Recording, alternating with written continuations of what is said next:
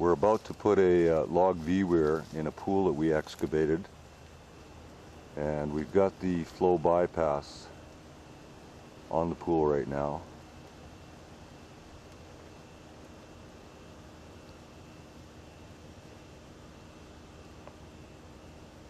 And we get a good day to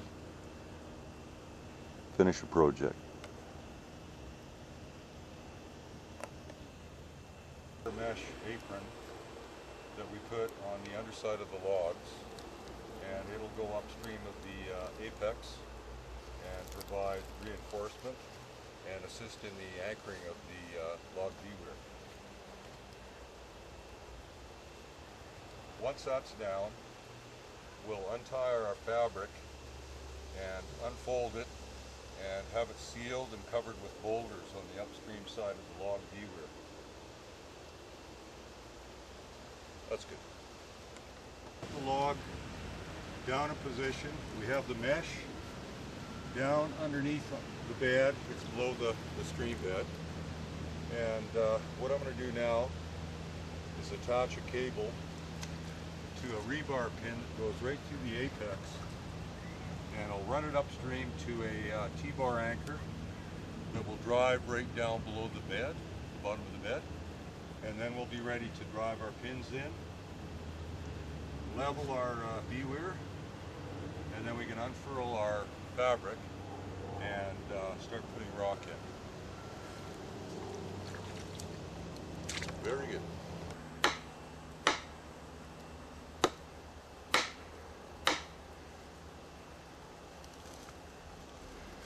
We're driving wooden posts in on the end of the wings so that we can use an RDOX spike to hold the end of the wings in place.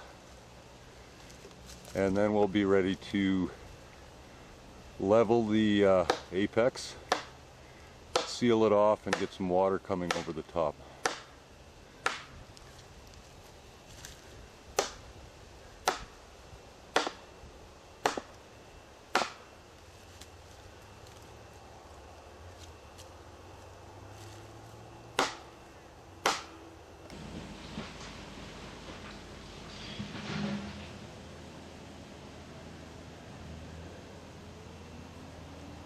We just finished installing a cable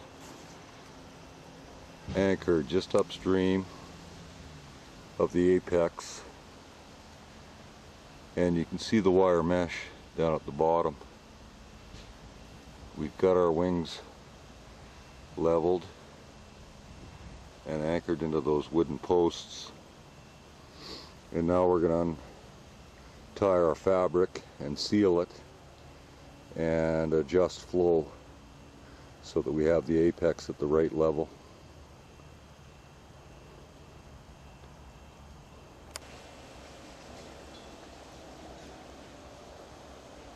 We've got the log leveled and in place, and we've put our silt fabric down and sealed it off, and then backfilled with some larger rock to start with. And now we're filling in with some finer material, and once it's all sealed off, we'll have a pretty good flow coming over this apex, or the crest of the log weir here.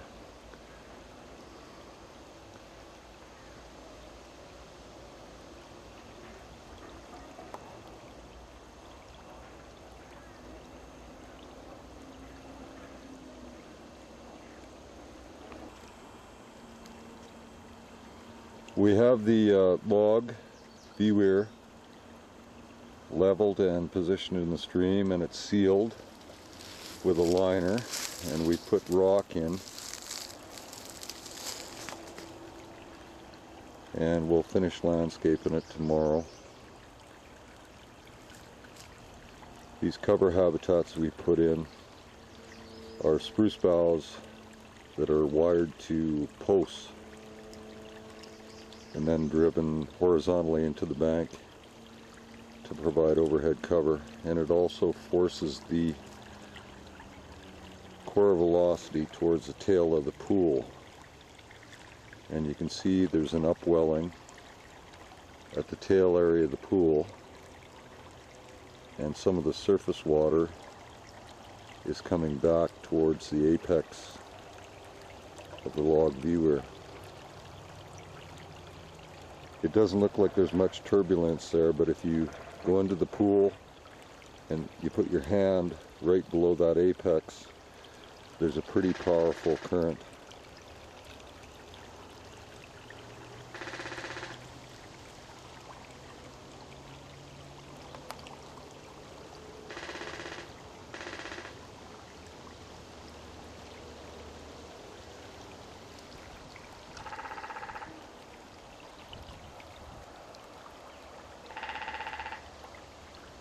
And we have our friendly woodpecker who's got a nest up on this tree.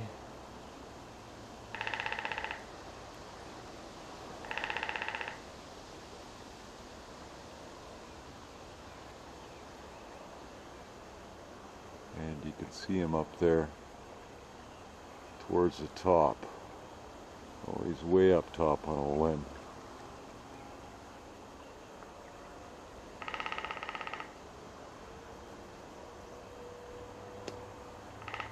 And his nest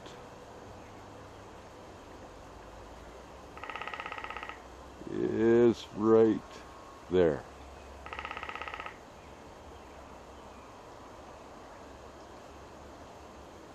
He's been keeping us company all afternoon.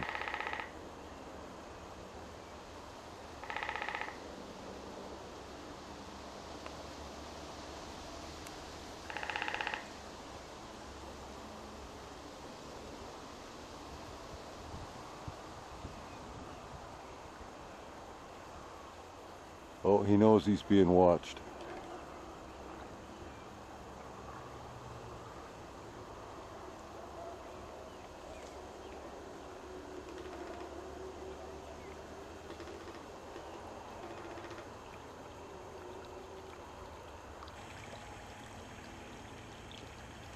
I'm here on the second day of the log weir installation,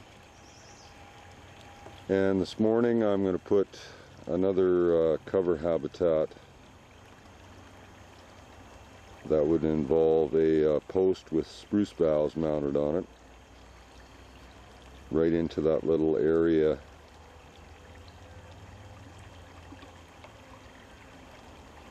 right down there.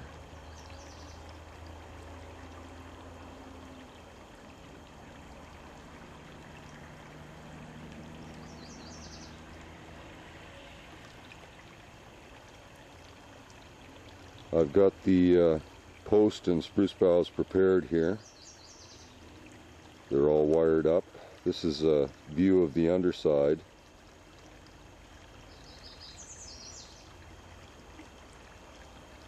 And they're wrapped with wire at the base.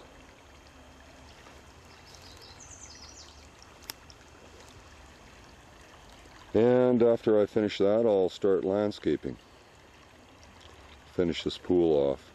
But you can see that it's maintained really good depth since we installed the weir. There's a good upwelling, and it's very deep underneath that foam on the surface there. So we'll get at her and see what we can get done today. I put in that spruce bound post on the bottom end there, and laid a bunch of trimmings across the posts on both sides to provide stability. You can see one sticking out the end there.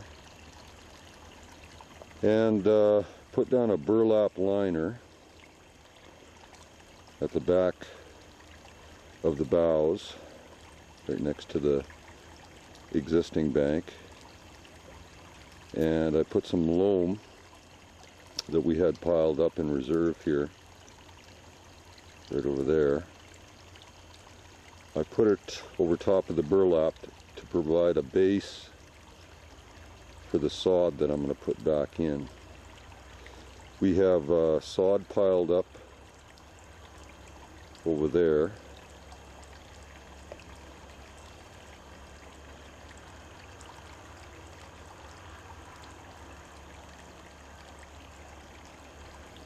And we have a bunch more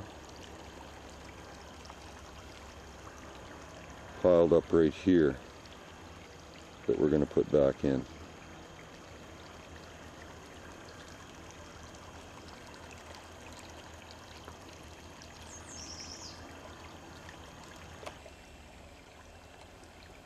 I finished landscaping this pool after I put the burlap down and put a little bit of loam on top. I put the sod back in place, and then I soaked the sod down really good and used that tamper tool to tamp in the sod. That shovel there I used for splashing water up on the sod to get it saturated with water so it would tamp and compact and take all the air out. So the grass is a little bent down, but in a week or so it should be growing healthy again. Later on in the summer, we will plant some willows from our willow fascines around the perimeter of the pool.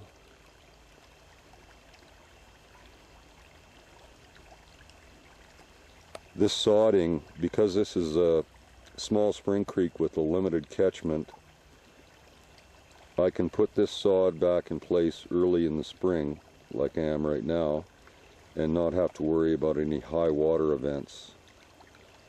If you're working on a stream where there's a rather large catchment and the stream is prone to high water events, you are better off sodding in the late summer period when the water levels are down.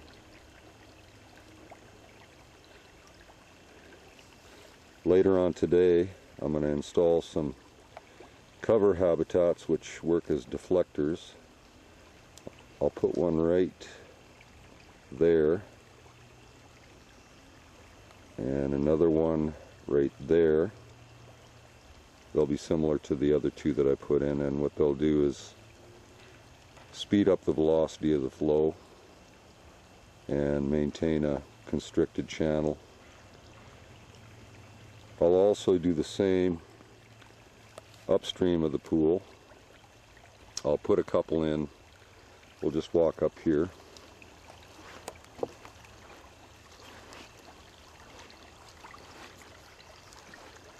I'll put one right below that pipe on the far bank, and then another one on the far bank right about there, and then the base of this tree works as a natural deflector.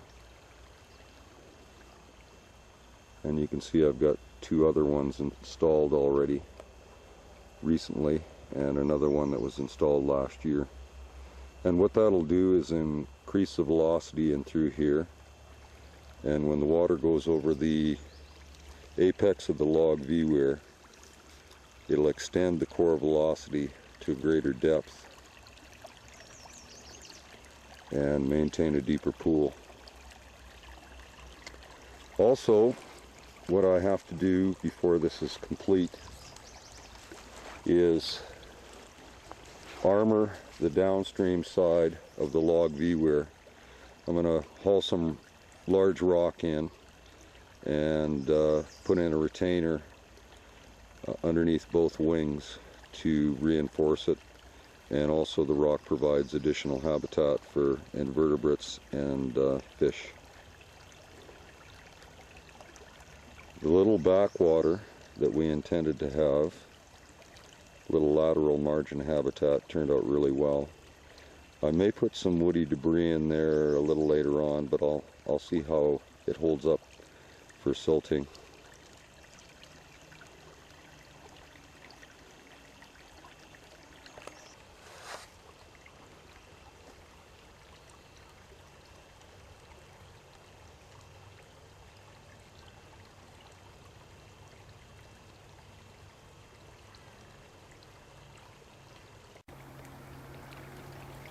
I'm approximately 15 meters upstream of the last weir pool.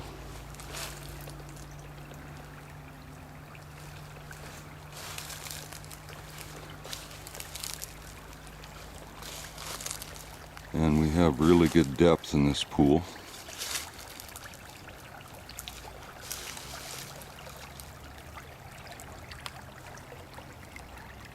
But in summary, the entire creek is in really good shape. We had some problems with beaver dams this summer, but the beavers have been managed and the dams have been opened up. So it's just like any other natural trout stream.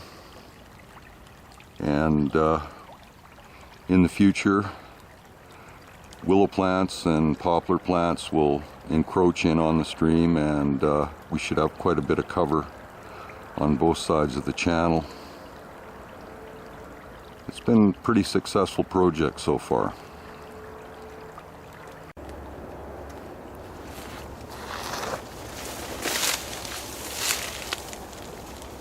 Coming in from a bit of a different angle in the spawning area.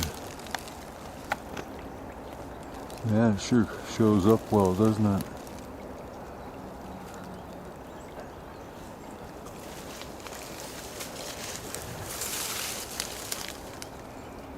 Well, I don't see any trout down there. I see, oh, there's one. Just went scooting down.